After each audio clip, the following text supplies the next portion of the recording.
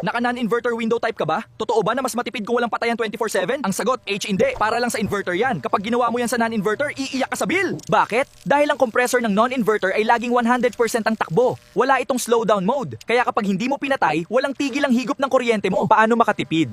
Una, yung thermostat mo, huwag mong isagad sa 10 o max. Hindi mas mabilis lalamig ang kwarto. Iset mo lang sa 5 o medium. Kapag nasa medium lang, mag-o-automatic OFF ang compressor kapag malamig na ang kwarto, pero tulop ang buga ng fan. Dito ka makakatipid ng malaki. Pangalawang hack, gumamit ng timer. Iset mo na mamatay ang aircon ng 3 AM o 4 AM dahil malamig na ang panahon sa madaling araw. Pagkamatay ng aircon, ipasalo mo agad sa electric fan. Dahil nakakulob ang lamig sa kwarto, sapat na ang electric fan hanggang umaga para presko pa rin. At syempre, inverter man o hindi, linisin ang filter tuwing ikalawang linggo. Kapag barado ako, hirap humigop ng hangin ng makina at iinit ang motor. Sundin ang thermostat at timer hacks na to, panalo ang lamig, panalo ang bulsa. I-share na to sa mga naka non-inverter para makatipid sila.